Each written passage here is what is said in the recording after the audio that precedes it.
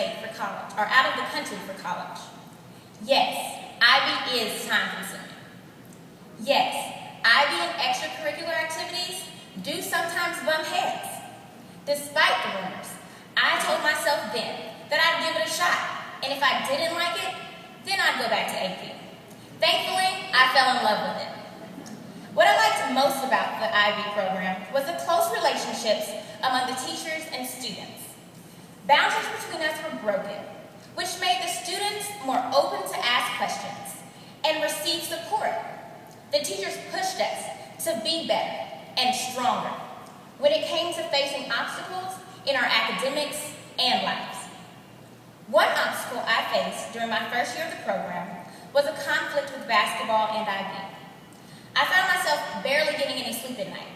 I had practice every day after school, games twice a week, early study sessions in the morning, and late nights of homework, on top of being involved in several organizations. I was honestly wearing myself out. I asked myself, what would be best for my future? I knew I didn't want to be a professional athlete. So I made the hardest decision and decided to stop playing basketball. Once I stopped, I realized I had a lot of time on my hands.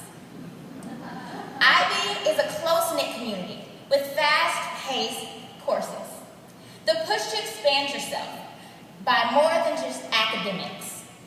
I cherish the relationships I formed with my fellow IBers. It made the process a bit easier, knowing that you could talk to others who are going through similar struggles. Year 2 of IB seemed to be the year of study groups and cram sessions. Adults often mistakenly assume that kids know how to study because they're making good grades. However, we don't. I realize it's really about retention, especially now in college. And I've learned that cramming does nothing for retention. Yes, cramming works for a test, but 3 months after, a year after, is the information retained? Not likely. It is imperative that we emphasize the importance of retention. What is it that makes the IB program so successful? It is not the diploma. That seems to be the biggest misconception of the program, from decision makers to teachers to parents to students. It should always be our goal, but it does not define success. I believe I benefited from the program despite missing the diploma by 1 point. I earned 18 college credit hours, gained skills that I use to this day, and when a professor says you have a day to write a lengthy paper, it's a breeze, because I have had practice writing numerous TOK essays, as well as experience writing a 4,000-word paper. If I could improve anything about IB, it would be to spread a clearer idea and image of what IB really is. I feel that during my years, IB was not made and is not made as familiar around campus and in the community as it should be.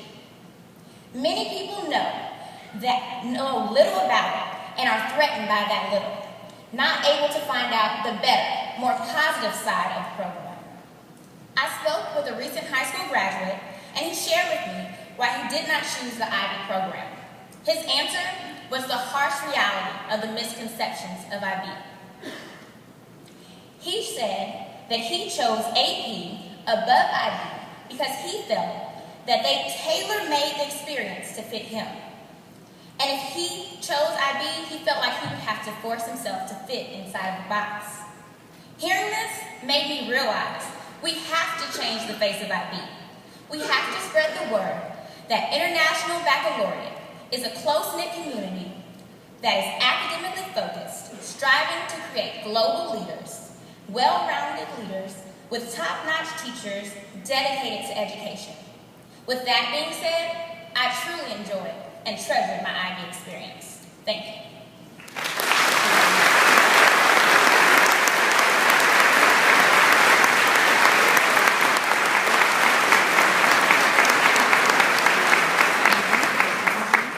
Now, without further ado, I have been given the honor to introduce the keynote speaker for tonight, Greg Kilberger. Greg Kilberger co-founded Free the Children in 1995 at the age of 12. Today, he remains a passionate full-time volunteer for the organization.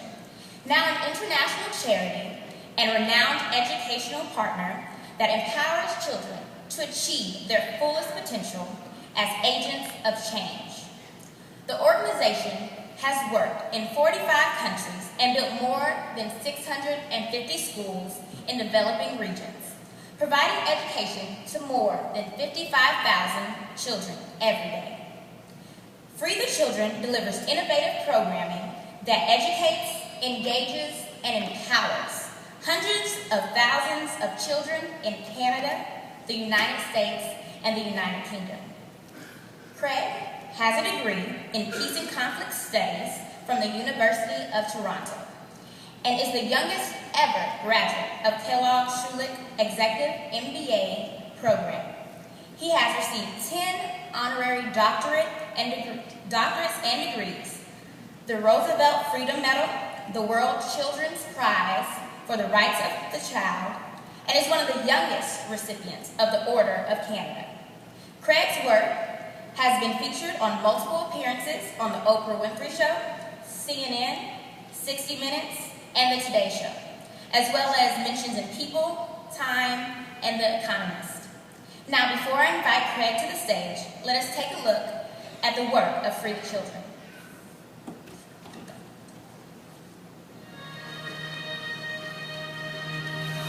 Craig Kielberger trying to find his way through the corridors